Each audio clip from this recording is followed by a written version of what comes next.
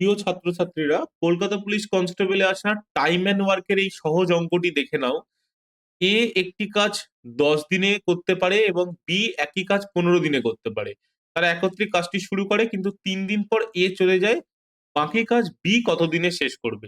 তো এরকম অঙ্ক থাকলে এ 10 দিনে করছে এবং বি 15 দিনে করছে।